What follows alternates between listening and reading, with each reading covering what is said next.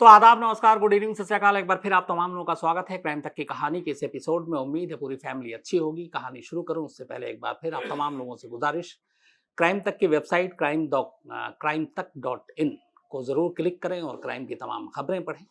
और बहुत सारे लोग जो नोटिफिकेशन जिन्हें नहीं मिल रहा है या फिर कई ऐसी कहानियां हैं जो सुनना चाहते हैं, मेल लिखते हैं, और उनके लिए भी ये है कि आप क्राइम तक को अगर सब्सक्राइब करेंगे, नोटिफिकेशन आपके पास होगा, आपको सारी कहानियों की जानकारी होगी। तो ये दो चीज़ें। तीसरी चीज़ ये कि जो लगातार वेबसाइट को लेकर कि उसमें कहानी गायब है, शम्स की ज़ुबानी जो मैं सुनाता हूँ, कल भी बताया, आज भी बता रहा हूँ कि वो थोड़ा उस पर काम चल रहा है और जल्द ही वो वापस आएगा, तो इसलिए उसके लिए आप परेशान ना हो। चौथी चीज़ ये कि आप पूरी क्राइम तक फैमिली का बहुत बहुत दिल से शुक्रिया। आज सुबह प्रिंस से मेरी बात हुई, प्रिंस एलियस फिरोज, जो पाकिस्तान की जेल में 20 साल तक बंद थे, रॉ के लिए काम करते थे, फिर वापस आए। उनकी माली हालत अच्छी नहीं थी और उनके आने और अपील पे क्राइम तक की फैमिली ने बहुत सारी उनकी मदद की और वो बहुत खुश थे। उन्होंने बाकायदा मुझे आज एक मैसेज भी भेजा कि उनके अकाउंट में इतने सारे पैसे आए। तो मुझे भी बड़ा फ़ख्र होता है आप तमाम लोगों पर कि मतलब एक दूसरे के दुख दर्द को समझने वाले लोग हैं आप। और ज़िंदगी में और क्या है, बस यही चीज़ें हैं। जब भी मौका मिले किसी न किसी की मदद ज़रूर करनी चाहिए और हम लोग इस काबिल हैं कि अगर कर सकते हैं तो फिर बिल्कुल पीछे नहीं हटना चाहिए। तो थैंक यू, दिल से शुक्रिया आप तमाम लोगों का जिन्होंने प्रिंस की मदद की। अब आते हैं आज की कहानी के ऊपर। आज की कहानी 4 कत्ल की कहानी है। 3 कत्ल तो वो जो सामने, चौथा कत्ल एक ऐसे बच्चे का हुआ जो अभी शायद दुनिया में आया भी नहीं, आने में वक्त था, यानी कि वो माँ की पेट में था, और उसका भी कत्ल हो गया। इन 4 कत्ल के लिए कातिल को 5 उम्र कैद की सजा सुनाई गई। इनमें से शर्त यह थी कि 3 उम्र कैद एक साथ होगी, और मतलब 3 उम्र कैद अगर वो जिंदा रहा, नसीब वाला, इतनी लंबी उम्र उसको ऊपर वाले ने दी है, और अगर उसने 3 उम्र कैद काट ली तो फिर कहीं जाकर बाकी के 2 उम्र कैद के बीच में उसे थोड़ी बहुत आज़ादी मिल सकती है। लेकिन इन 3 उम्र कैद के बीच में उसे पेरोल तक नहीं मिलेगा। चूंकि टेक्निकल है कि जमानत जब आप सजा याफ्ता है तो होती नहीं है, तो पेरोल ही होता है। तो उसमें अदालत ने अपना फैसला सुनाते हुए कहा था कि 3 उम्र कैद जब तक पूरी नहीं होगी तब तक किसी भी कीमत पर इस शख्स को पेरोल भी नहीं दिया जाएगा, यानी वो जेल की सलाखों से बाहर आ ही नहीं सकता। तो 4 कत्ल और 5 उम्र कैद। पूरी कहानी कुछ यूं है। अमेरिका के एक शहर कोलोराडो में एक हंसता खेलता परिवार रहता था। ये परिवार था, एक इसमें 4 लोग थे। क्रिस वेट्स की उम्र 33 साल, उनकी पत्नी शैनन 34 साल की, और उनकी 2 बेटियां थी, एक बेल्ला 4 साल की और कैलिस्ट्री ये 3 साल की। 4 परिवार।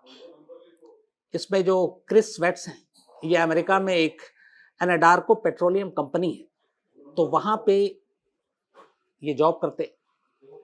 और इनकी वाइफ जो थी शैनन, ये एक न्यूट्रिशन सप्लीमेंट कंपनी थी लीवल, वहां पे काम करती थी। दोनों की अगर मासिक आमदनी को जोड़ें तो करीब $90,000, $90,000। एक इनका बहुत ही खूबसूरत अच्छा सा घर कोलोराडो में, जिसकी कीमत काफी है इस वक्त भी। तो ये एक परिवार हंसता खेलता सब कुछ ठीक रह रहा था। इनकी जिंदगी की कहानी क्रिस की और शैनन की शुरू होती है 2010 में। शादी से पहले 2010 में एक दिन शैनन फेसबुक पे कुछ सर्च कर रही थी और तभी उन्हें क्रिस वेट्स का प्रोफाइल नजर आया। क्रिस वेट्स को उन्होंने फ्रेंडशिप की रिक्वेस्ट भेजी, क्रिस ने एक्सेप्ट कर ली। फेसबुक के जरिए दोनों की दोस्ती हुई। इसके बाद कई महीने गुजर गए, कभी मुलाकात नहीं हुई। फिर एक रोज मुलाकात हुई और मुलाकात के बाद क्रिस और शैनन ने एक दूसरे को पसंद कर लिया और दोनों ने तय किया कि वो शादी करेंगे। दोनों के फैमिली वाले भी रजामंद थे, क्योंकि क्रिस भी अच्छा इंसान और शैनन भी। बल्कि क्रिस को पाकर शैनन के परिवार वाले ज़्यादा ही खुश थे कि उन्हें इतना लायक, इतना अच्छा लड़का मिला जो उनकी बेटी से इतना प्यार करता है। तो आखिरकार 2010 में इन दोनों की शादी हो गई। बल्कि 2012 में इन दोनों की शादी हुई। 10 में फेसबुक पे दोस्ती हुई थी, 2 साल की दोस्ती के बाद 2012 में शादी हो गई। शादी के बाद दोनों अब नॉर्थ कैरोलिना में पहले ये रहा करते थे। तो नॉर्थ कैरोलिना से अब काम के सिलसिले में, चूंकि जिस पेट्रोलियम कंपनी में काम करता था क्रिस, वो कोलोराडो में था, और शैनन भी फिर वहीं उसको जॉब मिल गई एक न्यूट्रिशियस कंपनी में। तो अब दोनों अपने खुश थे, खुशहाल जिंदगी चल रही थी। शादी के करीब 12 में शादी हुई, 1 साल के बाद इनके घर में एक और खुशी आई। क्रिस और शैनन के घर एक बेटी पैदा हुई जिसका इन्होंने नाम रखा बेला। और फिर 2 साल बाद 2015 में इनके घर में एक और खुशी आई और दूसरी बेटी ने जन्म लिया जिसका नाम इन्होंने कैलिस्टर रखा। 2015 के बाद थोड़ी सी कुछ मुसीबत भी आई। कुछ लोन वोन ले रखा था तो कर्ज भी चढ़ गया। इसकी वजह से इन लोगों ने एक तरह से बैंकरप्सी की बात आ गई। और हालांकि 90,000 दोनों की कमाई थी, लेकिन लोन बहुत सारे थे। फिर बच्ची हुई उसके बाद, अब उस बच्ची को भी 4 साल की थी, स्कूल लोन और सारी चीजें। लेकिन फिर भी दोनों की नौकरी चल रही थी और ये लगा था कि इस मुश्किल से भी निकल लेंगे। सब कुछ ठीक था। एक आलीशान घर था 8 बेडरूम का, और उसमें ये लोग रहते थे, और उसकी कीमत करीब 6 मिलियन इस वक्त है। उस वक्त 3 मिलियन के आसपास थी।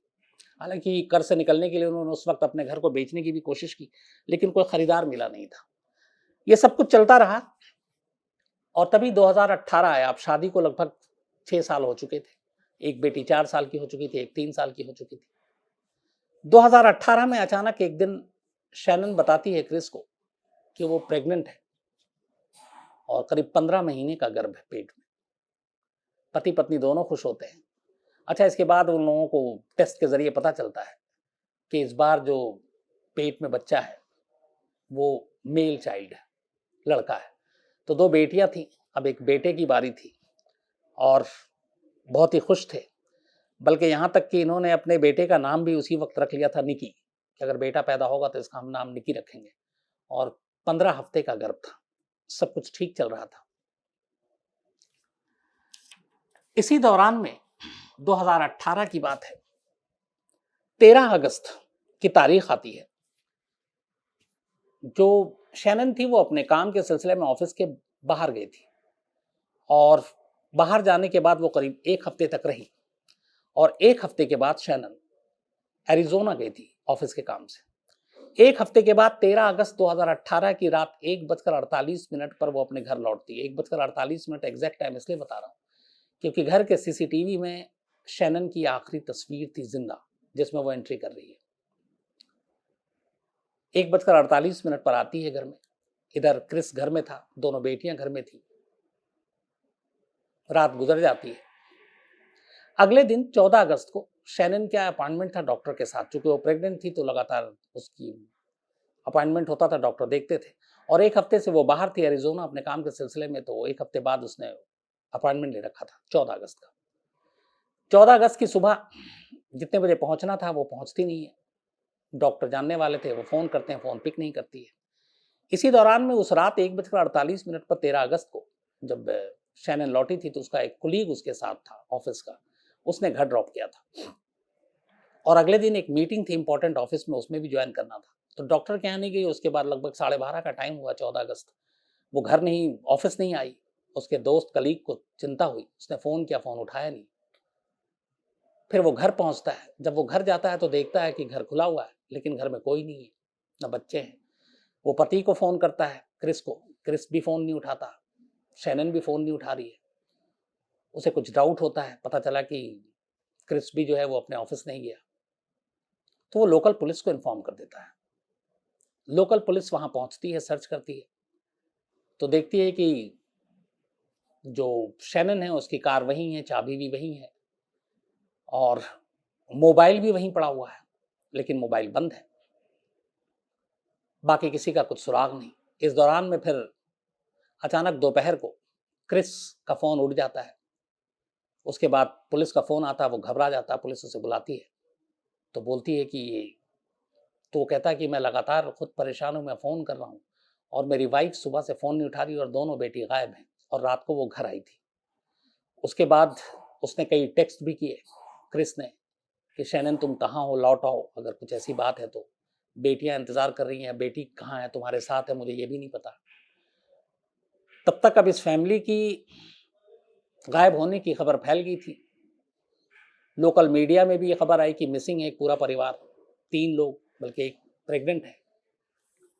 तो क्रिस अब मीडिया के जरिए भी अपील करता है कि शैनन तुम जहां भी हो लौट आओ, मैं परेशान हूं। तो तमाम अपील के बावजूद न तो शैनन का कुछ पता चलता है, ना दोनों बेटियों का। इस दौरान में अब इस खबर को सुनने के बाद क्रिस वेट्स भी आता है और फिर पुलिस उसका बयान दर्ज करती है। क्रिस अपने बयान में कहता है कि वो सुबह जल्दी घर से निकल गया था और रात उसकी वाइफ लौटी थी और उन दोनों के बीच में इमोशनल एक तरह से एक बहस भी हुई थी, झगड़ा भी हुआ था, लेकिन ऐसी कोई बात नहीं थी। तो उसने बताया कि जो मेन मेरा ऑफिस है मैं वहाँ नहीं गया, बल्कि हमारा जो डिपो है, चूँकि ये एक पेट्रोलियम कंपनी में काम करता था, तो टैंकर तमाम जहाँ पे रहते थे, बोला उसमें मैंने एक दिन पहले ही अपने कुलीग को बता रखा था कि कल मैं ऑफिस नहीं आऊँगा बल्कि डिपो आऊँगा। तो मैं सुबह अर्ली मॉर्निंग वहीं चला गया था और उसके बाद इस फ़ोन से पता चला शैनन के कुलीग से कि मेरी वाइफ और बेटी नहीं है और वो डॉक्टर के पास भी नहीं गई और ऑफिस भी नहीं गई। तो उसने अपने सारे बयान दिए। इस दौरान में शैनन के माँ-बाप को भी ये खबर मिली, वो भी परेशान हो गए। वो लोग भी अब कोलोराडो की तरफ निकल पड़े। अब तमाम लोग मिलकर ढूंढ रहे हैं। एक परिवार का पूरा गुम हो जाने का मामला था, मामला बड़ा था। अब पुलिस चारों तरफ ढूंढ रही है सब कुछ, लेकिन जो इलेक्ट्रॉनिक सर्विलांस है, मोबाइल है, वो आखिरी लोकेशन भी घर ही बता रहा है। घर में सारी तरफ तलाशी ले ली गई, घर में कोई पता नहीं, ना बेटी का ना बीवी का।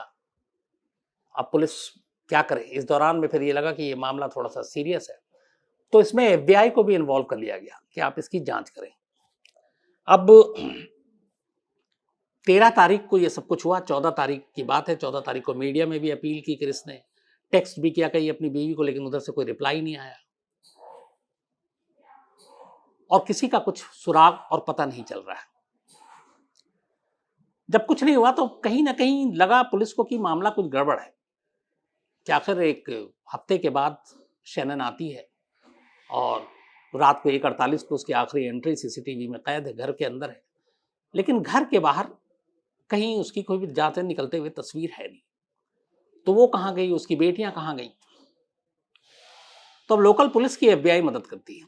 एफबीआई को लगता है कि और कोई सुराग कोई सबूत तो है नहीं। नेबर से भी बात करते हैं, पड़ोसी भी कोई जानकारी नहीं दे पाते, क्योंकि जब वो शैनन घर को लौटी थी तब मैंने जैसा आपको बताया 1:48 काफ़ी देर हो चुकी थी, तो सब सो चुके थे। शैनन के जो कोलीग जिसने ड्रॉप किया था घर पे, उसने भी बताया कि उसने कोई ऐसी चीज़ नहीं देखी। तो फिर इस घर से अचानक वो कहाँ गायब हो गई? घर में आते हुए तो तस्वीर है, बाहर निकलते हुए नहीं है। तो पुलिस को लगा कि जो कुछ है इस घर में, अब चूंकि एक ही विटनेस बचा हुआ है, उसी से कुछ पूछताछ करते हैं। तो उन्होंने फिर से क्रिस वेट्स से पूछताछ करने का फैसला किया। क्रिस वेट्स ने वही कहानी सुनाई कि मैं मॉर्निंग में निकल गया था, उससे पहले मेरी बीवी को रात को एक इमोशनली झगड़ा हुआ था, बाकी लेकिन ऐसी कोई बात नहीं थी और हम लोग खुश थे क्योंकि हमारा एक घर में तीसरा बच्चा आने वाला था। लेकिन एफबीआई को उसकी बात पे यकीन नहीं हुआ। 15 अगस्त यानी कि शैनन की गुमशुदगी के 2 दिन के बाद एफबीआई को कुछ चीजें खटक रही थी। उसने कहा कि क्रिस वेट्स का पॉलीग्राफ टेस्ट करते हैं, यानी लाई डिटेक्टर टेस्ट। पॉलीग्राफ या लाई डिटेक्टर टेस्ट एक ही चीज होती है। उसमें तमाम मशीनें लगाई जाती हैं और आपके धड़कन की मूवमेंट्स, आप जो बोल रहे हैं, वो सारी चीजें आपस में कितना मैच करती हैं, उससे एक साइंटिफिकली आप पता कर लेते हैं कि सामने वाला शख्स झूठ बोल रहा है या फिर सच बोल रहा है। क्योंकि कहते ये हैं कि आदमी जब झूठ बोलता है, कुछ छुपाता है, तो थोड़ा नर्वस होता है, थोड़ा घबराता है, तो उस वक्त हार्ट बीट जो है वो कुछ ज़्यादा ही अलग तरह की एक लकीर बनाती है, और अगर आप नॉर्मल हैं तो फिर आपकी हार्ट बीट एक अलग तरह की लकीर बनाती है। तो एफबीआई ने कहा कि पॉलीग्राफ टेस्ट करते हैं। क्रिस वेट्स को भी कोई आपत्ति नहीं थी, कोई ऑब्जेक्शन नहीं था। इसके बाद 15 अप्रैल 2018 को क्रिस वेट्स का पॉलीग्राफ टेस्ट होता है। इस पॉलीग्राफ टेस्ट के दौरान क्रिस वेट्स के फादर, वो भी वहां पहुंच चुके थे।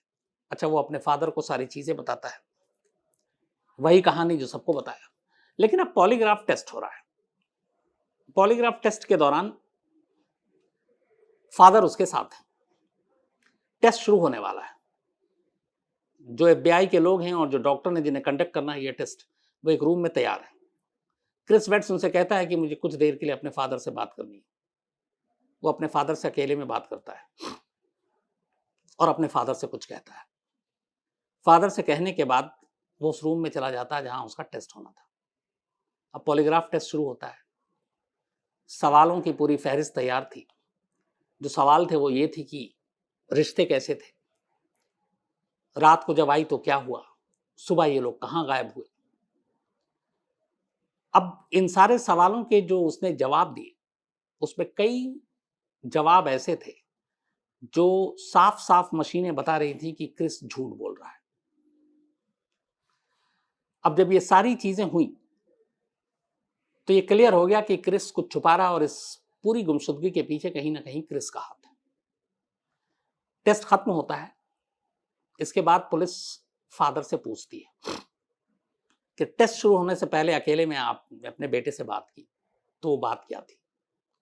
और फिर एफबीआई बताती है कि देखिए अब क्रिस के लिए हालात ठीक नहीं है, क्योंकि पॉलीग्राफ टेस्ट में वो झूठ बोला है और पकड़ा गया है। इसका मतलब है कि वो इन गुमशुदगियों के बारे में सारे राज जानता है। तब फादर ने बताया कि क्रिस ने पॉलीग्राफ टेस्ट शुरू होने से पहले ये बताया कि रात जब वो आई तो मेरा उससे झगड़ा हुआ और मैंने उससे कहा कि झगड़ा इस बात पे हुआ कि मेरा एक किसी और लड़की के साथ अफेयर है और हम दोनों शादी करना चाहते हैं और तुम्हारे साथ अब ये शादी बहुत आगे तक नहीं जाएगी, तो मैं डिवोर्स चाहता हूँ। इस पर शैनन भड़क गई और उसने कहा कि ठीक है, लेकिन एक बात याद रखना कि दोनों बेटियों की कस्टडी और हमारा होने वाला जो बेटा है, इसकी कस्टडी सिर्फ और सिर्फ मेरे पास होगी और तुम आज के बाद जिंदगी में कभी अपनी बेटियों के या बेटे की शक्ल नहीं देख पाओगे। बोला ऐसा कर मुझे बड़ा गुस्सा आया। फिर इसी गुस्से में उसने कहा कि तुमको देखने नहीं देंगे। शैनन ने अपनी दोनों बेटियों का गला घोंट कर मार डाला और जब उसने मारा, बोली कि लड़ाई के बीच में उठ के कमरे में चली गई। उसने दोनों बेटियों को मार डाला और फिर वापस आई और जब मुझे पता चला कि उसने बेटियों को मार डाला तो मुझे गुस्सा आया और उसी गुस्से में मैंने उसका गला पकड़ा और गला दबाया और उसकी मौत हो गई, तो मैंने उसका कत्ल किया।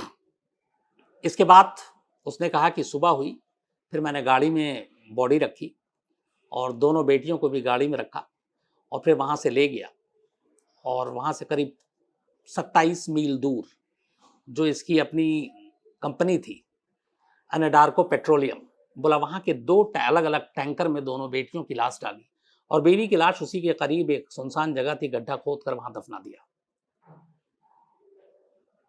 बाप ने ये बताया, लाई डिटेक्टर टेस्ट झूठ पकड़ा गया था। इसके बाद पुलिस क्रिस वेट्स को लेकर मौका वारदात पर जाती है। टैंकर से दोनों बच्चियों की लाशें निकल आती हैं, जिस जगह उसने बताया उस गड्ढे से भी लाशें निकल आती हैं और इस तरीके से क्रिस वेट्स का जुर्म अब सामने आ गया।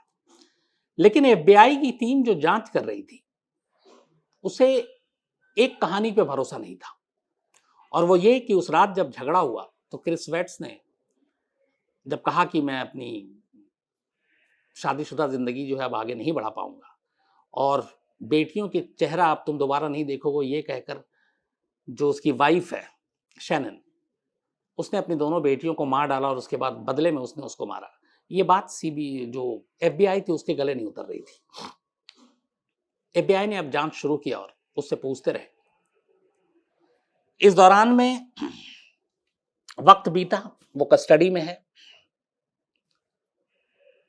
एक रोज फिर अचानक क्रिस वेट्स अपनी पूरी कहानी सुनाता है और वो बताता है कि ये सारा मामला क्या था और बाकायदा वो रिटर्न में भी देता है और बताता है कि अब मैं सच बताऊंगा उस 13 और 14 अगस्त की पूरी कहानी और इसके पीछे की कहानी क्या थी।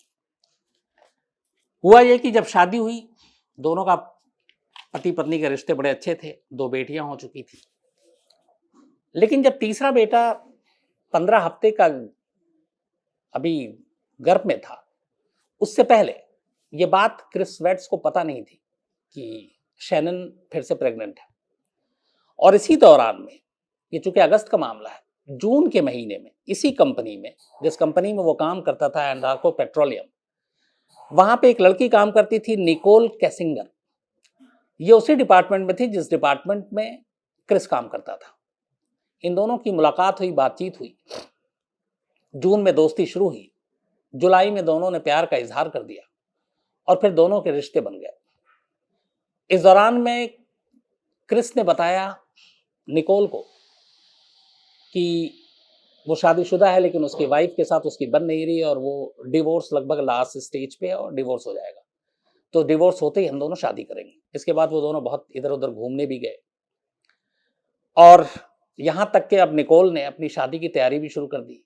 उसके सारे जो कॉल डिटेल और बाद में सारी चीजें मिली तो उसमें पता चला कि ऑनलाइन वो अपनी वेडिंग ड्रेस 2-2 घंटे तक उसको ढूंढती थी, सर्च करती थी।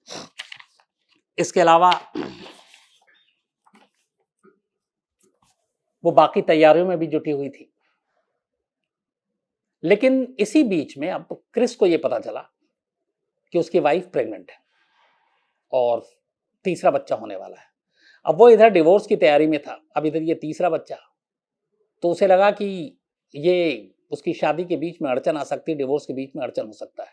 और ये बात उसने निकोल को नहीं बताया था और निकोल इससे एकदम अनजान थी। अब उसे लगा कि अगर ये मामला निकोल तक पता चलेगा तो शायद निकोल भी उसके रिश्ते को तोड़ लेगी। तो इसी दौरान में वो एरिज़ोना चली जाती है, वापस आती है, तब वो बताता है कि देखो मेरा एक अफेयर है और मैं शादी करने जा रहा हूँ और इसलिए हमारी अब शादी नहीं बनेगी और हमें डिवोर्स लेना है। इस पे शैनन भड़कती है और ये यहाँ तक बयान उसका सच था कि फिर वो कहती है कि ठीक है, अगर तुमने यही रास्ता चुना तो कोई बात नहीं, लेकिन तुम जिस दिन हमसे डिवोर्स लोगे उसके बाद से तुम दोनों बेटियों और हमारे होने वाले बेटे, इनका शक्ल तुम कभी नहीं देख पाओगे और ना ही इनकी कस्टडी मैं तुमको लेने दूंगी। कहते हैं इस पे झगड़ा हुआ। इस झगड़े के बाद क्रिस ने गुस्से में शैनन का गला घोट डाला। कमरे के अंदर शैनन की मौत हो गई। जब दोनों लड़ रहे थे, इसी दौरान में दूसरे कमरे में दोनों बेटियां एक साथ सो रही थी। उसमें जो 4 साल की बेला थी, ये अपने उम्र से ज्यादा समझदार थी। इसकी नींद खुल जाती है और ये उठकर चली आती है। उस वक्त रात के करीब 2-2:30 का वक्त था, क्योंकि 1:48 पे वापस ही आई थी शैनन। और जब वो आती है तो देखती है कि उसके पापा और उसकी माँ का गला घोट कर, और माँ जो है बेहोश सोफे पे पड़ी हुई है। और वो पूछती है कि पापा आपने ये मम्मी के साथ क्या किया, आप हॉस्पिटल लेकर चलो। भूत सवार था सर पे, उसने सुना नहीं। उसने क्या किया कि अपनी उसी बेला को, उसका जो फेवरेट कंबल था, पहले उसको बेल्ट से बांधा और उसी कंबल में उसको लपेटा और दूसरी बेटी को भी एक कंबल में लपेटा। फिर अपनी वो गाड़ी लेकर आया, डिक्की में बीवी की लाश रखी और जिंदा दोनों बेटियों को कार के पिछली सीट पे डाला और निकल गया वहां से 27 मील दूर, उसी पेट्रोलियम कंपनी में जहां पे उसके टैंकर सारे खड़े होते थे। रात का वक्त कोई होता नहीं।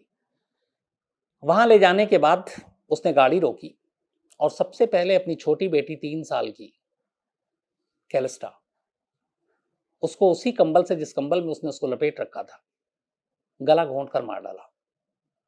बेला दूसरे कत्ल की अब गवाह बन चुकी थी। माँ को मरते हुए देख चुकी बाप के हाथों, अब बाप के हाथों छोटी बहन को मरते हुए देखा और वो लगातार कह रही है डैडी नो, डैडी नो, हमें जाने दो, हमें हॉस्पिटल ले चलो, मम्मा को हॉस्पिटल ले चलते हैं। इसके बाद कहते हैं कि 4 साल की बेला अपने बाप से आखिरी तक लड़ती रही अपनी जान बचाने के लिए, हाथ पैर मारती रही, लेकिन उसी कंबल से उसने अपनी दूसरी बेटी और बड़ी बेटी बेला का भी गला घोंट डाला। और वो लगातार कह रही थी डैडी नो, ये लाइन थे और ये उसने रिटर्न में लिखा है क्रिस ने। अब दोनों का कत्ल करने के बाद सबसे पहले उसने दोनों बेटियों की लाश एक एक कर वहां पे खाली पड़े टैंकर के अंदर डाला और फिर सड़क किनारे सुनसान जगह पे एक गड्ढा खोदा और अपनी वाइफ को उसमें दफना दिया और वापस चलाया। वापस आने के बाद उसने ये सारी कहानी सुनाई। अपनी बीवी के मोबाइल पे लगातार टेक्स्ट कर रहा है कि तुम कहाँ हो शैनन, वापस आ जाओ, मैं परेशान हूँ। नेशनल मीडिया पे जाके उसने अपील की कि मेरी बेटी और बीवी जहाँ हो लौट आओ और जिनको भी इनके बारे में जानकारी हो वो आज यहाँ पहुँचें, उनको पहुँचा दें। तो ये सब कुछ अपने उसने डिफेंड में करता रहा, लेकिन एक लाई डिटेक्टर टेस्ट से उसकी सारी चीज़ें पकड़ी गई और उसने अपने फादर के साथ, पता नहीं आज भी समझ में नहीं आया FBI को भी कि अपने फादर से उसने कैसे अपने जुर्म को एक्सेप्ट किया। इसके बाद अब ये मामला चला, अदालत में गया। अदालत में जाने के बाद अदालत ने क्रिस को 4 कत्ल का गुनहगार माना, अपनी पत्नी के, दोनों बेटियों के और उस 15 हफ्ते के गर्भ में पल रहे उसके बेटे के, जिसका नाम भी इन्होंने पैदा होने से पहले रख लिया था। और इन 4 कत्ल के लिए हालांकि डेथ पेनल्टी की बात आई, लेकिन शैनन के परिवार वालों ने इस पे कोई जोर नहीं दिया।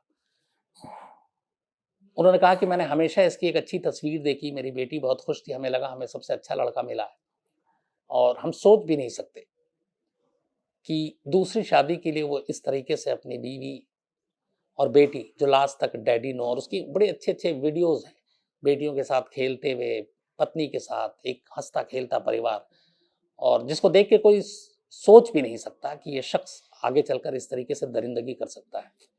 तो उन्होंने उस पर जोर नहीं दिया। अदालत ने आखिरकार फिर फैसला सुनाया और 4 कत्ल के लिए उसे 5 उम्र कैद की सजा दी।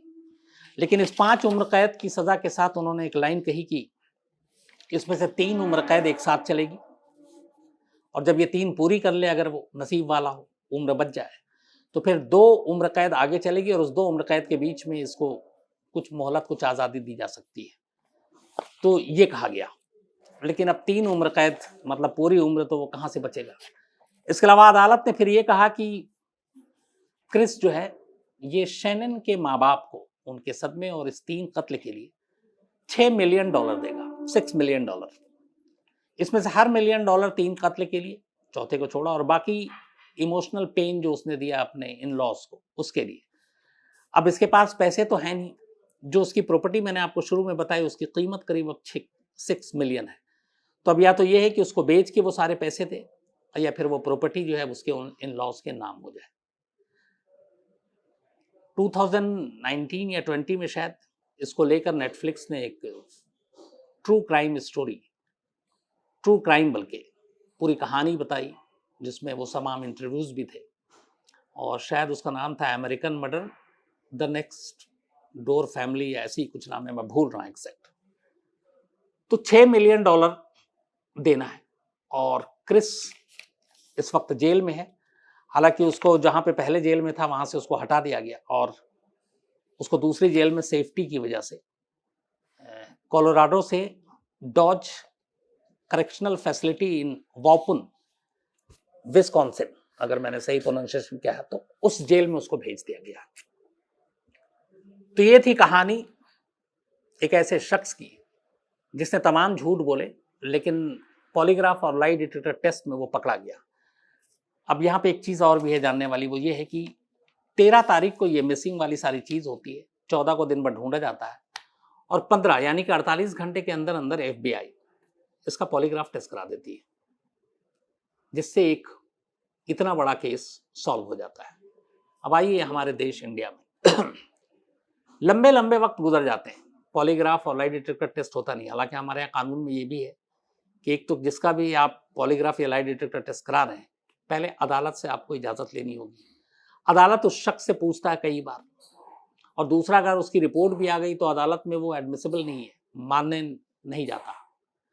लेकिन उससे कई बार केस सॉल्व करने में ये हो जाता है कि अगर लाई डिटेक्टर टेस्ट में या बाकी और जो साइंटिफिक टेस्ट हैं उसमें अगर वेपन जो कत्ल में इस्तेमाल किया गया या बाकी कोई ऐसी लाइनें जो उस केस के किसी एक सबूत या विटनेस तक पहुंचा दें, तो पूरा केस खुल जाता है। लेकिन कहने का मतलब ये है कि वहाँ 48 घंटे में पॉलीग्राफ टेस्ट हो गया और एक मामला सुलझ गया। हम इमेजिन भी नहीं कर सकते कि हमारे यहाँ किसी केस में 24-48 घंटे में कोई इस तरह का लाई डिटेक्टर टेस्ट या पॉलीग्राफ टेस्ट या बाकी टेस्ट हो सकता है। अगर हो तो बहुत सारे क्राइम वक्त से पहले ही सुलझ जाए और केस सॉल्व हो जाए। तो आज कहानी में इतना ही। अब आपसे मुलाकात होगी कल किसी नई कहानी के साथ। तब तक अपना ख्याल रखिएगा। Thank you very much.